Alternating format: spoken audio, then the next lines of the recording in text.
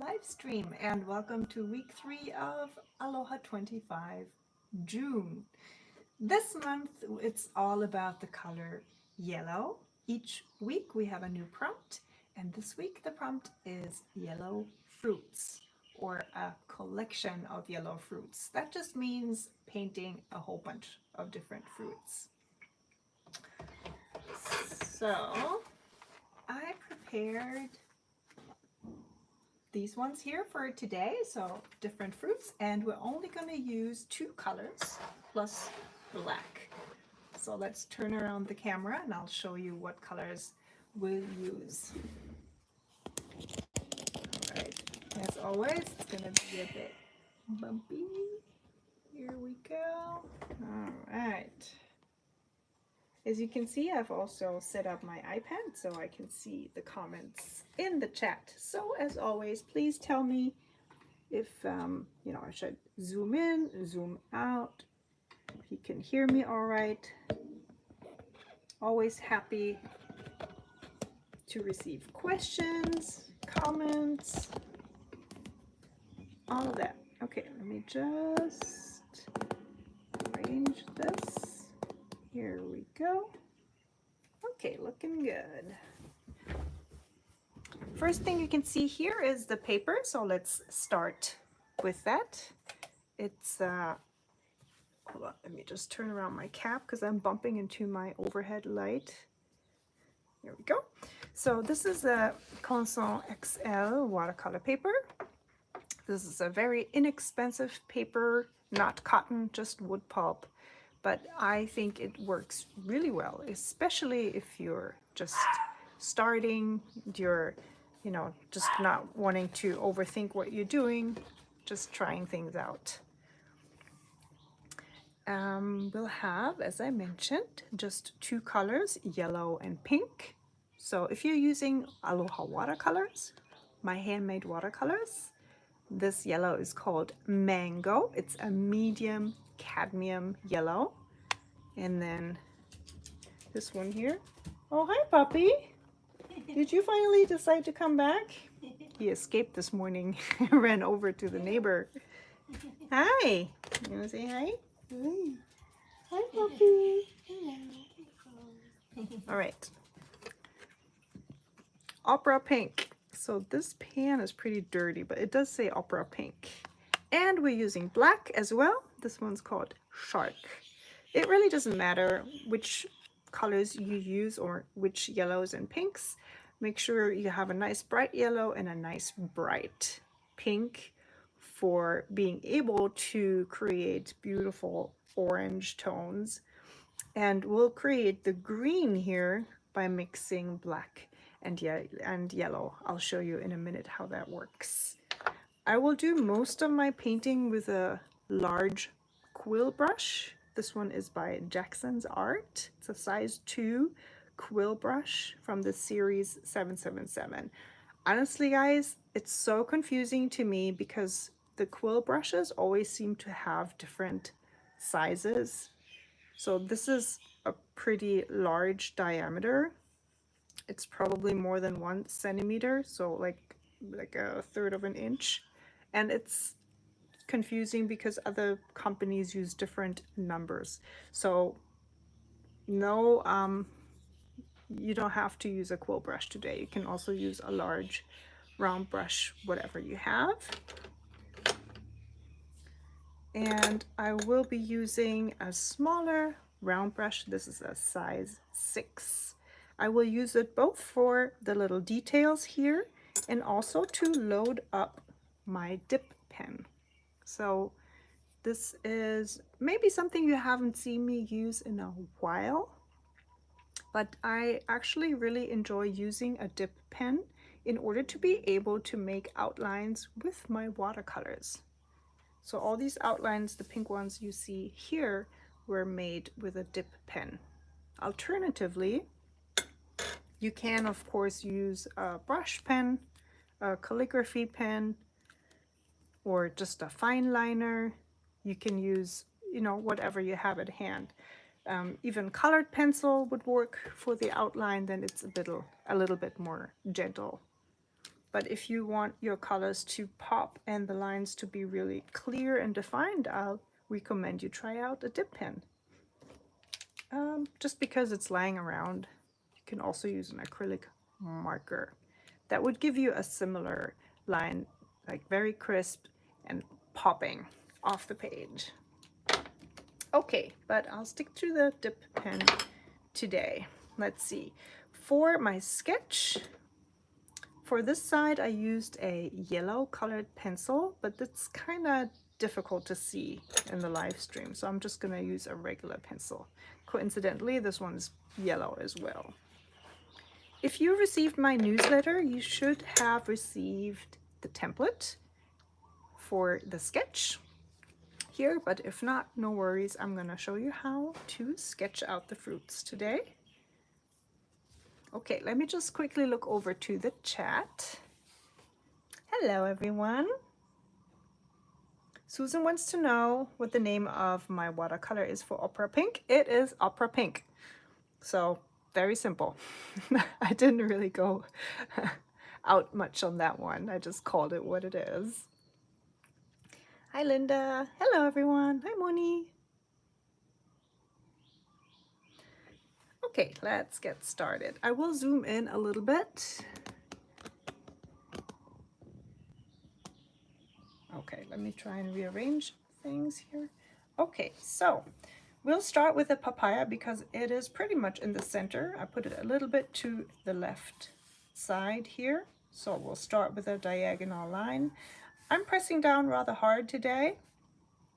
For you guys, just make sure you don't press down too hard with your pencil sketch.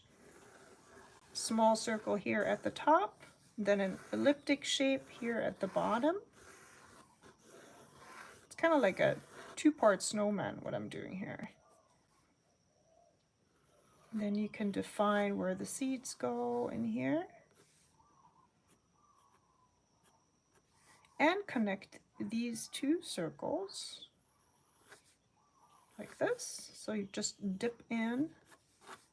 Here we go. If you want your papaya to be a bit more healthy, then you can make it a bit wider here on the sides.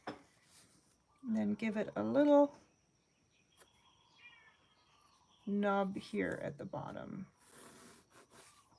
We'll do the seeds later. We'll just put them in. We'll freehand those later. Okay, next up, a circle up here on the left side for the lemon slice.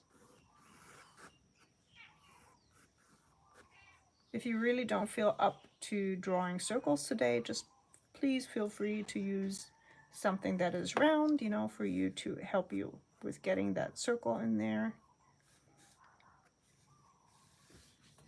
And if you like, you can also sketch in this line here.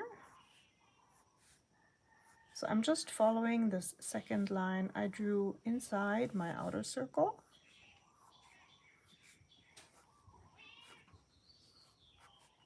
And this kind of defines where the partitions are in the lemon. Can you see this all right? Should I zoom in maybe a little bit? Let me know if this is all right. Might push this down a little bit, huh? Yeah, and then you just go from the center to the corners of what we just drew. Again, you don't have to pre-sketch everything because we're going to define these lines later on with our dip pen or fineliner. So it really depends on how you like to draw and paint. If you want to just totally relax and not overthink it, once you're coloring everything in, you can go in and do a very detailed sketch. Or if you're more spontaneous and messy like me, then you can just do a few lines to just help you find, you know, the placement of your objects. Okay, let's do the banana next. So for this one, I always recommend to turn the paper in a way that is comfortable to you in order to draw a curved line. So for me, it's definitely like this. So I just go do one movement with my hand like that. And then another one here. Second line. So you're kind of doing a moon shape here. Let's turn the paper back around.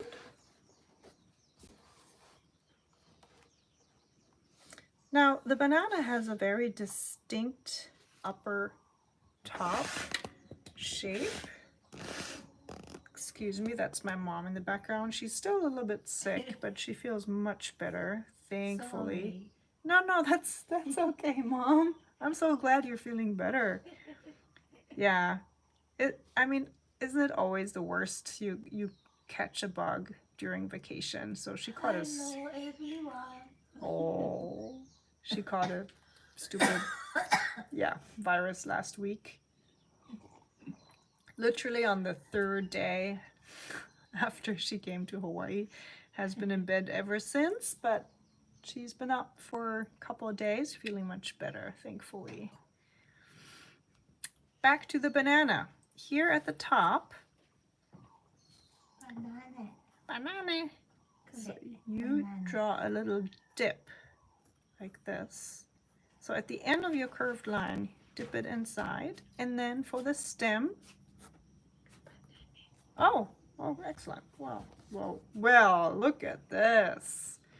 So what I'm saying here is you have these two dips that go into that stem. See that? It's not just one, I want to say one straight curved line. I don't know if that makes sense. But there's a dip in here, and then there is a dip here at the top as well.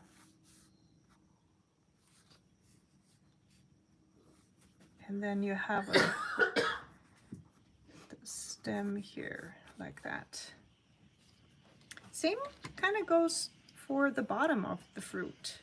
So it's not just this curved line going towards the tip, but it's a curved line until this point here, and then it kind of comes together like this here.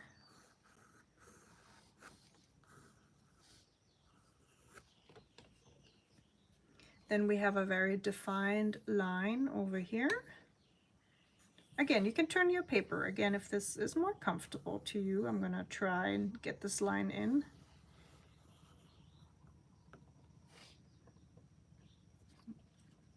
All right. If you want to draw two bananas, feel free to do that as well. Okay, got the banana.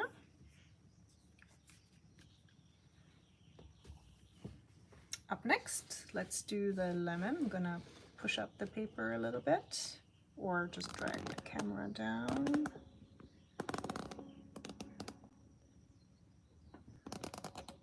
Aw, thank you, Janice. Thank you, Moni. Servus, Tanya. Tanya-chan is here too. Tanya-chan. I actually put my laptop up for Mom to watch the stream, even though she's right here. You know, she like sits a few feet away from me, listening to what I'm saying, but then looking at the screen. So she's very distracted right now, reading the comments.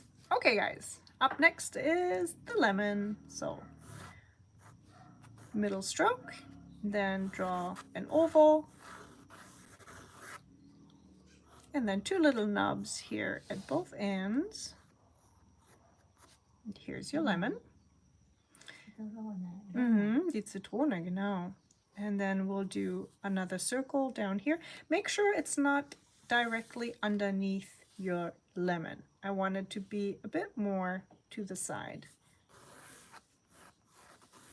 Just for aesthetic reasons, that it looks, you know, all filled up, but also it has some movement, not too static. The more you stack your things on top, the more static it will become, which can be a design feature, of course, depending on what you want to draw and how you want it to look. And then we'll put in 5 seeds. This is a pear cut through the center. All right, and now in order to fill the spaces in between, you could of course add a few more fruits.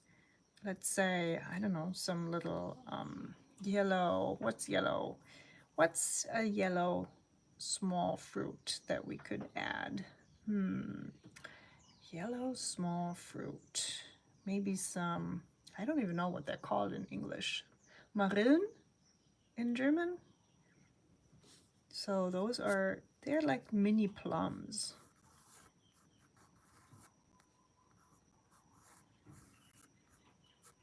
Any of you know what that is called in English?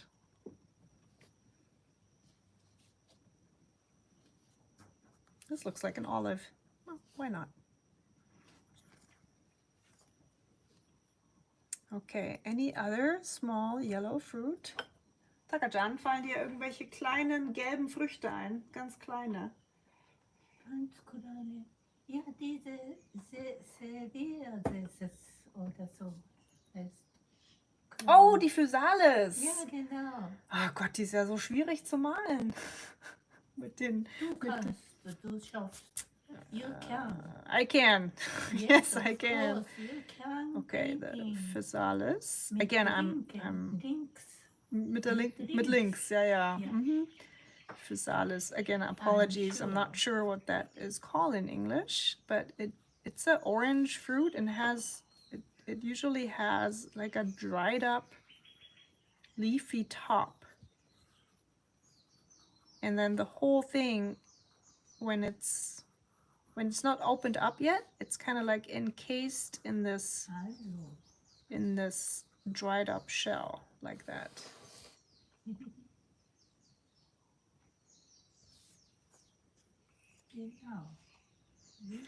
You guys, you're not helping in the chat. It's dead quiet. Everybody's sketching.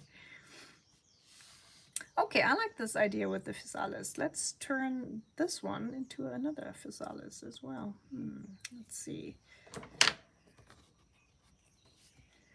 So I'll just put the little dried up leaves in here. Okay, great idea. Great idea, Mom. Okay, and then for the rest, we'll just fill it in with a few stars.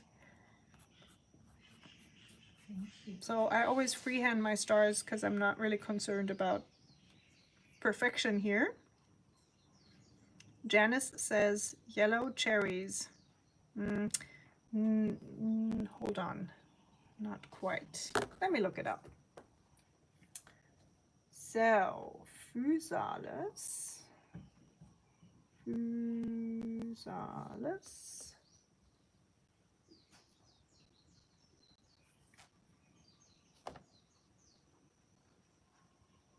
Cape gooseberry. Okay, I'm gonna hold my iPad into the screen.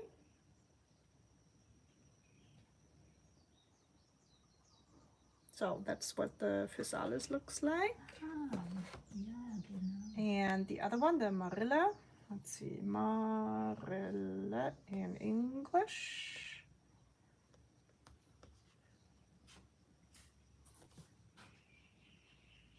Well, they do look like apricots, but they are a different type. So, or maybe they are apricots. Maybe it's just the way they say apricots in Austria. Ooh, now I wonder. Okay, I'm not gonna go down that rabbit hole because I would. Usually I would now totally go down that rabbit hole and try to find out what exactly the difference is. So just think small apricots. I think we're good with that. Okay, back to the little fillers. So just do a few stars. If you want to make more pretty stars, you can start with a little circle. Gibt es auch mini Babybananen? Ja, Babybananen, gell? Okay. Gibt's auch. Ist auch ganz Ja. kleine. Mhm. So Ja, kleine. und die Banane haben wir ja Ganz schon. dicke.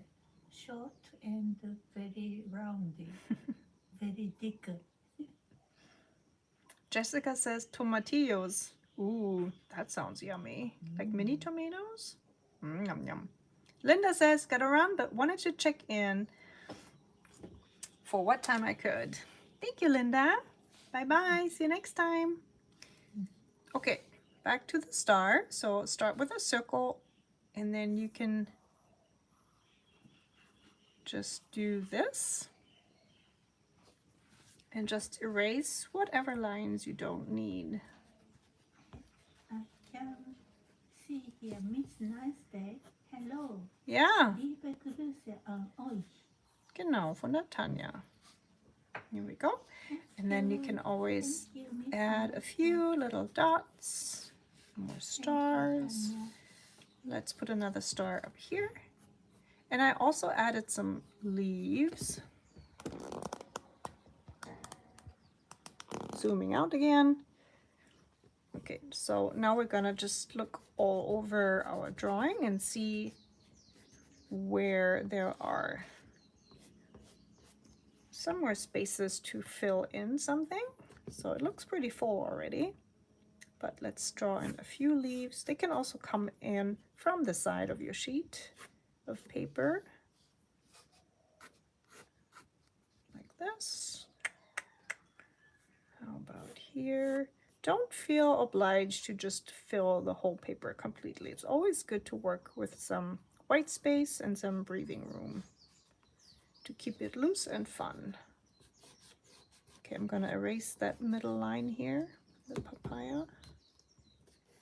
Oh, by the way, I'm using a kneaded eraser by Faber-Castell.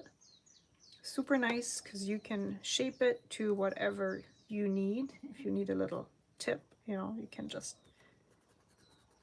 shape it into that, and you can even roll it over your pencil sketch to make the lines disappear to the point where you can barely see them.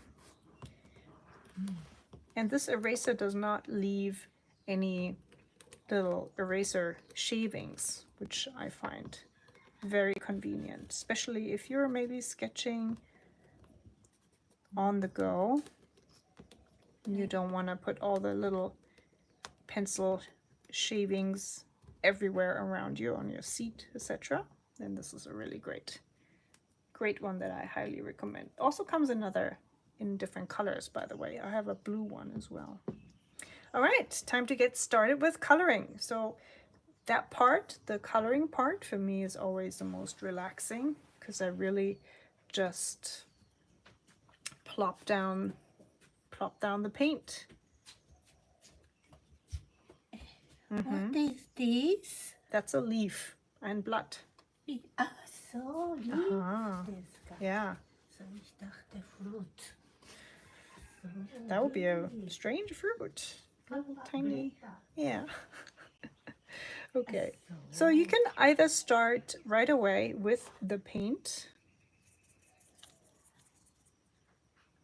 This one here, the medium cadmium yellow, is a very strong paint, very bright, very opaque too, so I will water it down a little bit on my palette, which I forgot to mention. So a ceramic palette is always good to have at hand, even if it's just in order to look at the color, you know, what the color exactly looks like, or especially when you're mixing, to be able to mix to the shade that you want. And now just go over all the fruits, don't overthink it. Just want you to randomly drop in that yellow. Picking up a little bit more paint.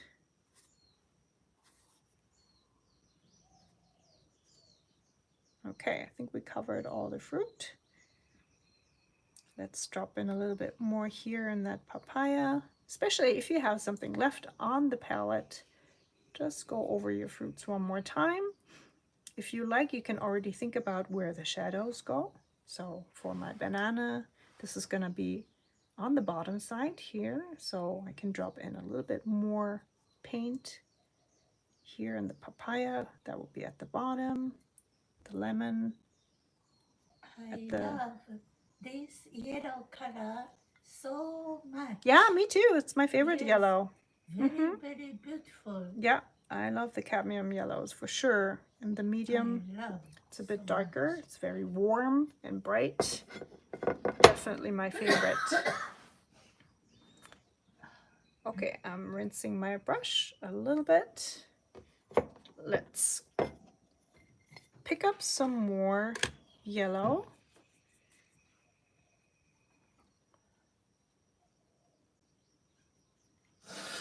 Okay, and I'm gonna pick up a little bit, tiny little bit of my opera pink and mix it in with the yellow. The advantage of using pink instead of red for mixing oranges is the brightness of the orange you can mix. I have a whole video up on my channel where I explain that as well. That, you know, I actually prefer magenta or pink over red as a primary color for mixing.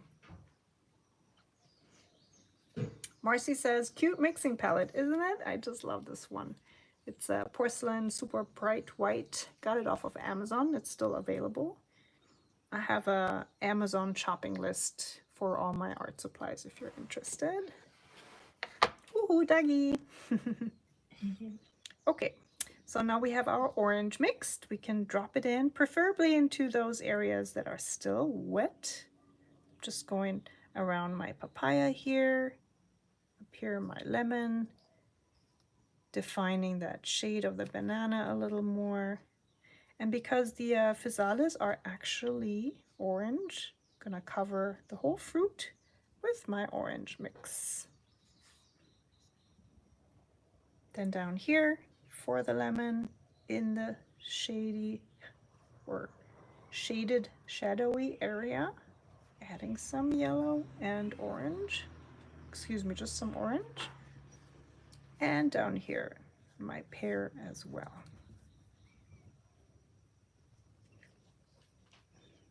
All right, guys, let's mix some green. And you might be amazed that you can mix green with black and yellow. So I think the first time I did that, it was kind of like accidentally. I just wanted to mute my yellow a little bit and then it turned green. So again, my medium cadmium yellow, and this is a black ochre. See what a nice mossy green you can create with that. If you want it a little bit darker, you can add more black, but this works for me. Okay, we're gonna paint all the leaves. Oh, BC John. That's our cat. Ja, das ist der BC. Der hat Hunger. Okay, wherever you painted leaves, just go over the leaves with your moss green. So the reason I'm using only 2 colors plus black today is not because I'm stingy on colors. It's just because of my challenge. So this is a weekly challenge I host over on Instagram and also here on this channel.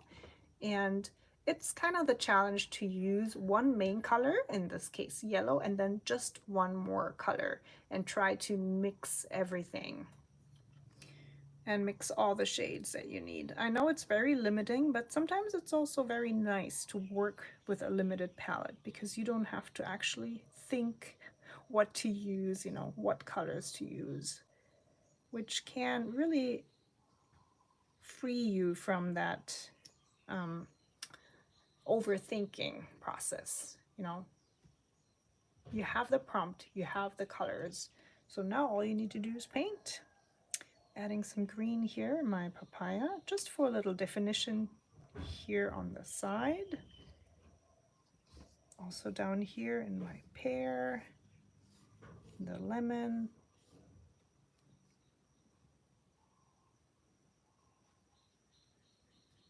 Okay, I'm rinsing my brush. And now we're gonna just go in with pure opera pink to add some brightness. Let me hold on to that palette.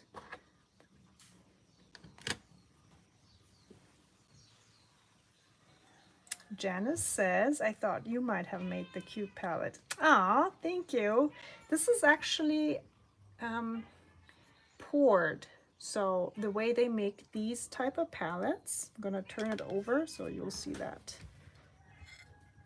So it's they make a mold and then they have liquid ceramic or liquid clay and then they pour it into the mold. That's why it's like so perfect with these lines. I'm not saying you couldn't make it by hand, but it wouldn't be my skill for sure. I mean, I'm more, you know, this is more my level here.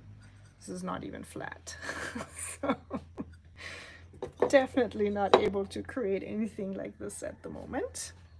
Also, you know, I don't really want to. I'm happy with my wonky clay creations. I don't mind at all.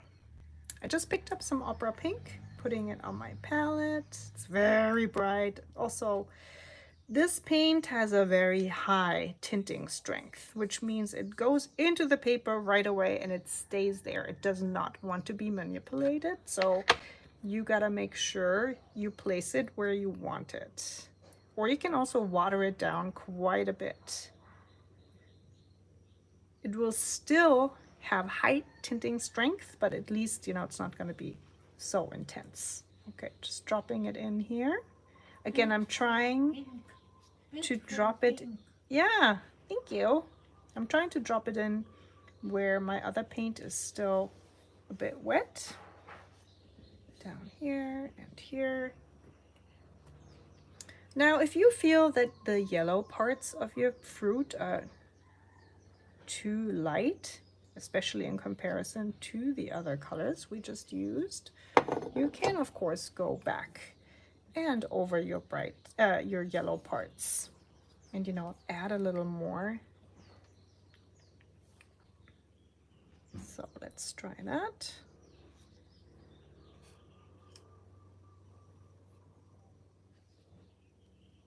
Okay. Again, I'm not worried about leaving some white space because we will add outlines and line work later on, which will define the fruits some more. I'm switching to my size 6 round brush. And I'm grabbing my palette again. Picking up some of that opera pink. And then just painting my little dots and stars. So for the original painting, I did everything with my large quill brush. But please feel free to change brushes anytime. You do not have to use those large brushes that I love to use.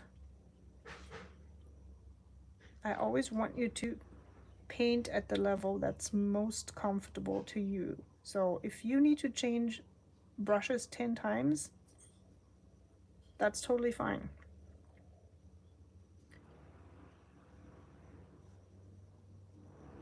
I mean, you can call me lazy for not changing my brushes. I think that's what it is. Okay, so for these little leaves here on top of the physalis, let's just do them in a very faint yellow. Okay, so in reality these are almost half transparent, so we're gonna just add a little bit of that yellow. For this one here, I'm just adding a tiny bit of my orange that I still have on my palette. Drop it in here at the bottom to indicate the shadow area. And then up here on the stem. Okay, very colorful, very wonky papaya, but that's fine.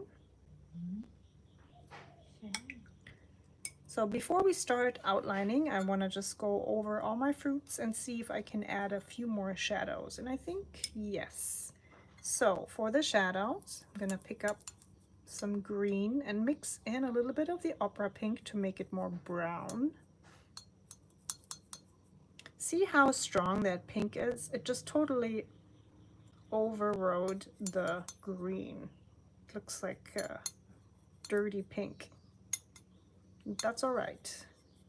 The advantage of using just a very limited color palette and trying to mix all the colors that you use in your painting will also make the whole painting more cohesive, because you are creating all your colors from the same basic colors.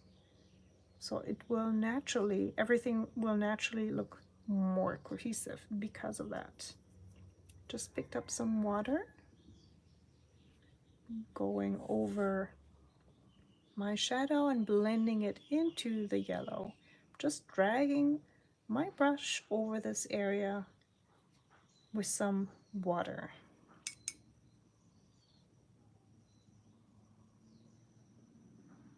Okay. Honey Chai says, Janice says she likes my homemade palette. That was my very first one I made. In the meantime, I did learn how to make them flat, so I got a little better with that. Let me show you another one I made. I did make progress, so there's like half a year in between. Keiko-chan. Yeah? Good smell from kitchen. Oh, James is making some good food, huh? Okay, so this is one I made much later, like half a year later. And it's flat. It's not glazed yet, so I need to still glaze it. And then that's gonna be my new palette. When it's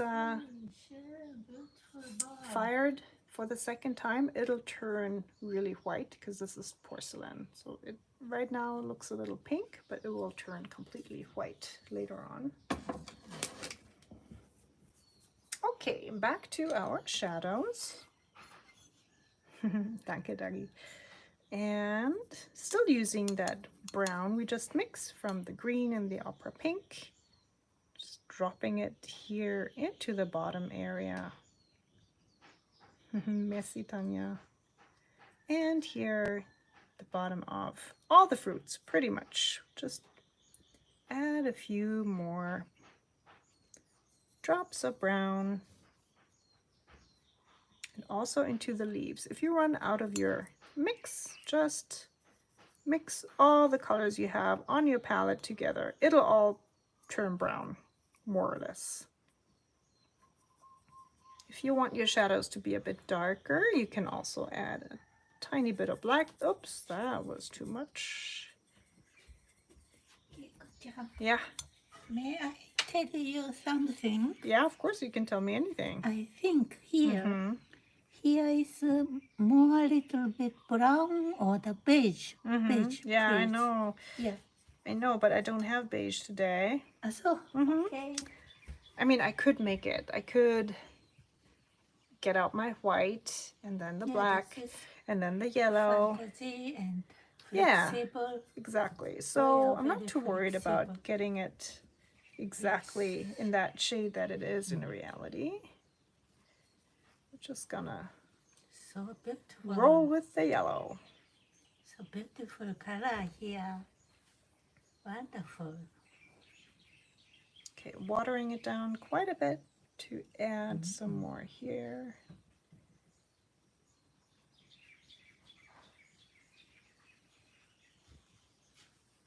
Beautiful. Always makes me smile. I mean, you know, this is mom cheering me on whatever I do. This is great. Even if it looks like a whole big mess, super loose, but hey, I'm having fun. So I hope you do too. Okay, now we need to let this dry completely. This is very important if you want your lines to be crisp. Otherwise, it's just gonna explode into all directions. So I'm going to use my hair dryer just to make sure that everything is super dry, and I'll be back in a minute. Beautiful. We're not done yet. Still more to come. Oh, good smell. Oh, it smells really good. Yeah,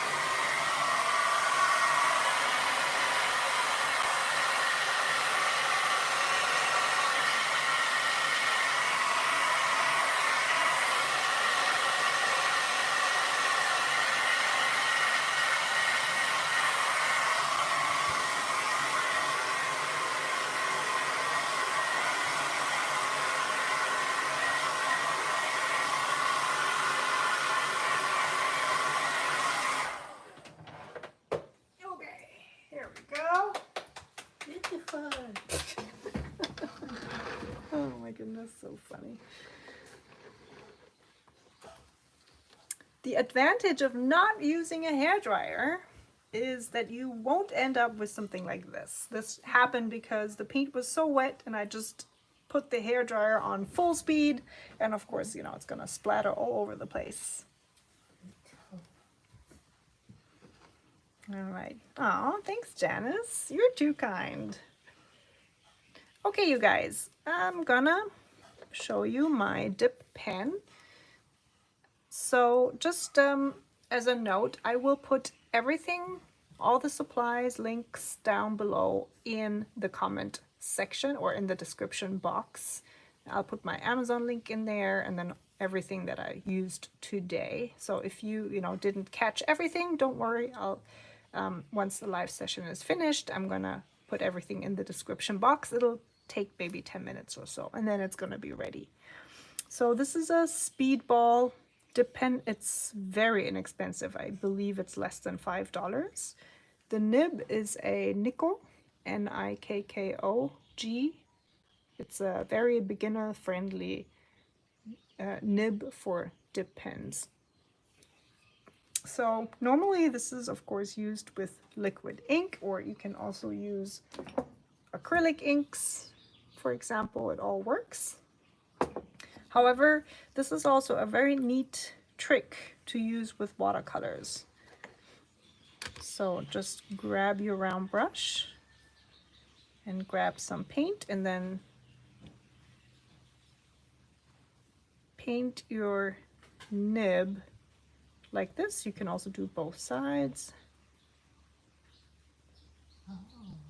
In case you have a brand new one, a nib, and it doesn't work, doesn't hold any paint or ink, you just have to brush it with a toothbrush and some toothpaste to get the oil off. So all these nibs from the factory come with some oil on it to, I think, protect the nib, I guess. And the nice thing about these dip pens and the nibs are that they're flexible. So let me zoom in so you can see this more clearly. The difference between drawing with the same pressure, like here, or then pressing down. And as you can see, the tines of the nib, so every nib consists out of two parts, so to speak, that can split and let out more ink or paint, which makes for a really beautiful and inconsistent line. If you like that kind of thing, you can use this nib or most of the other dip pen nibs also for a perfectly straight or perfectly like same size, same width line as well. Now of course there are hundreds of different nibs to be had. Some are really made for line drawing. They are much harder, so they don't split apart as easily, and you'll have a very, very consistent line. And some others, like the so-called rose nib, for example, by Brause, are very, very soft. So hardly any pressure is needed, and they will give you a really nice thick line.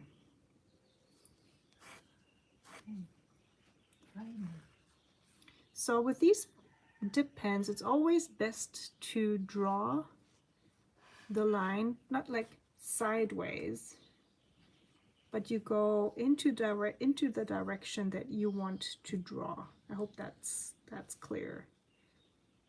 So this is the line, and I'm going straight from this point to that point. Kind of like, imagine my nib always stays parallel to the line, like that. So again, feel free to turn your paper in order to achieve that. It's of course possible to draw sideways with this. I just feel that the line kind of gets even wonkier, maybe too wonky, and also kind of feathers out a little bit. So I feel like it's really best to go exactly in that line that you're drawing with. Okay, I'm just gonna go around.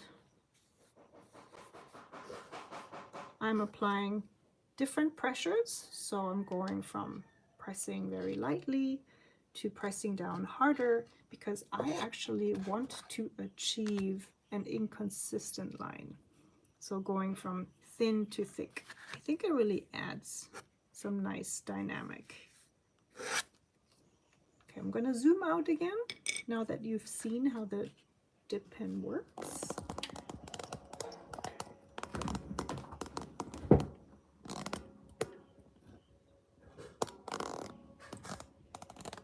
And of course, you can achieve similar effects with a brush pen, or one of these pens that have real bristles, so it's not just one solid tip, but something that consists out of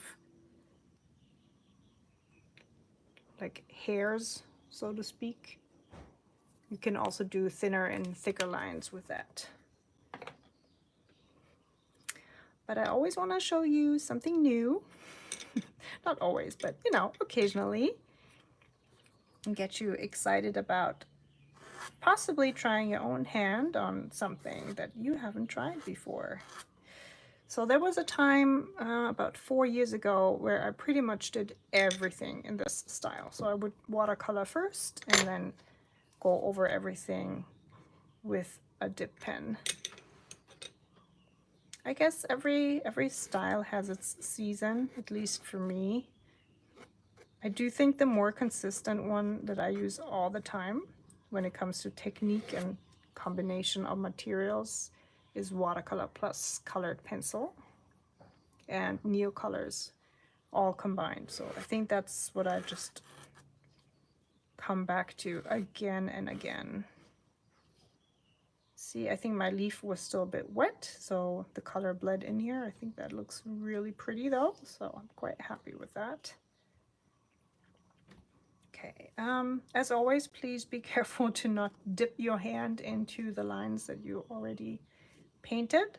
So if I had been smart, I would have just started on the left-hand side with everything. So if you're a right-handed person like me, just start filling in the lines on the left-hand side and then move over to the right if you want to avoid smearing your fruits and lines.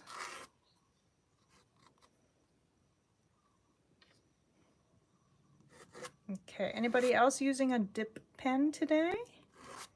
Or are you using maybe a fineliner or a brush pen or a Posca marker?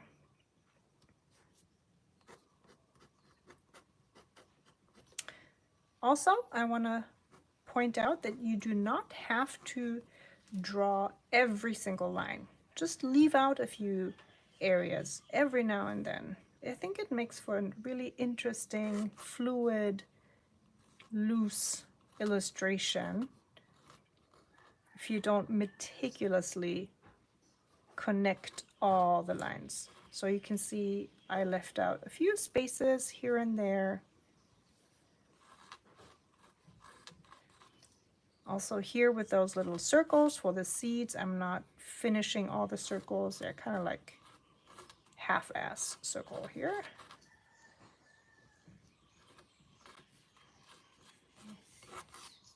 Okay. Ah, Karina is using a dip pen. Very good. Are you also using pink, or did you choose another color? I tend to not use black for my artwork much, especially not for outlines. I always like to use something that is either already in my artwork or very close. So in this case, I decided the pink would be a nice addition to the drawing because it's already in the drawing, and it's, even though it does stand out, it's not as much contrast as it would have been with black. But again, that's just really a matter of taste. If you love black outlines, then by all means, you know, you can also try maybe a green with this one, or gray, brown, sepia brown might look really pretty with fruits.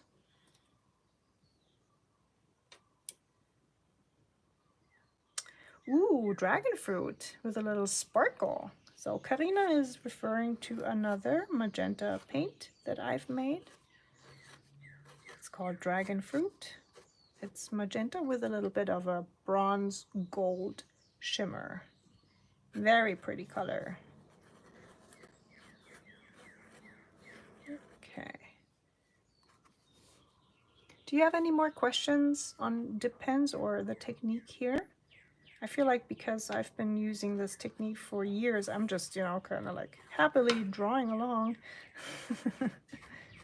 And I know it's not so easy, especially in the beginning. You're like, OMG, this is so hard to get a line out of this scratchy little metal thing.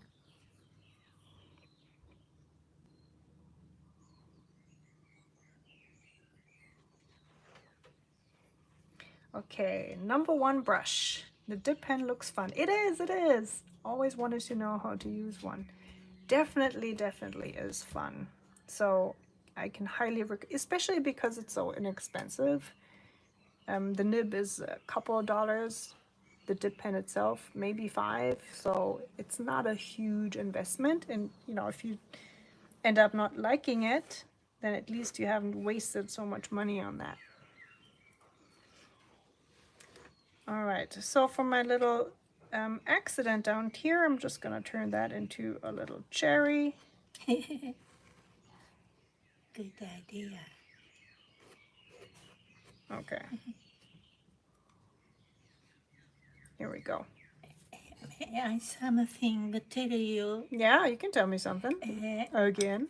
I think for me, with this dune, red line is very perfect for ended. So it's so fantastic. Okay, thank idea. you. Fantastic idea. This as a perfect for ended. Hi, arigato. Yeah, yes. I love it. I love you. I love you. Thank you. Okay, I'm going back to my dirty brown mix just to fill in the papaya seeds. Again, make sure your line is already dry, otherwise you'll have some very unintentional mixes and blends. Okay, here we go. Down here by the pear, I'm going to fill in those seeds as well. Maybe add a little more shadow here at the bottom.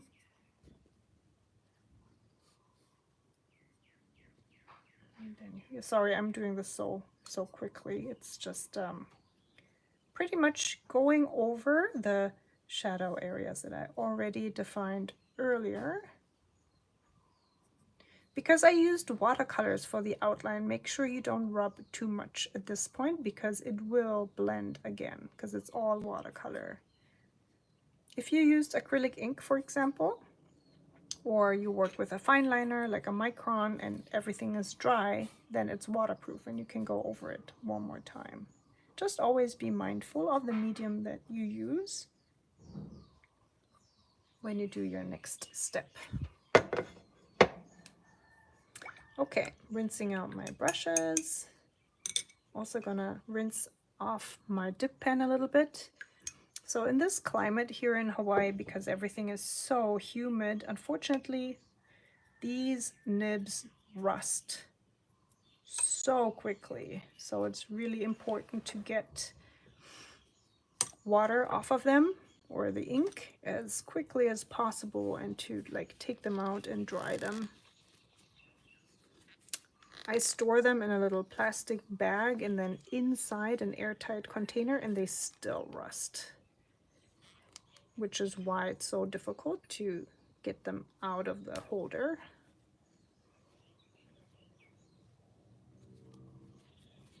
Okay, here we go. So you can see 2 parts. All right, you guys. So let's see, I always love to compare the outcome of the live stream to whatever I painted before, and I do have to say I like today's outcome better, because I think it's because of the pink that comes out more. Now I do know that the challenge focuses on yellow, so I think for the challenge's purpose it's probably more, you know, the one I did on this side here. But for my personal taste, because I love pink and I love bright colors that are very poppy, so no, I like today's version a lot. Mom. All right, you guys, I'm hosting another live stream next week, also for the Aloha 25 June challenge.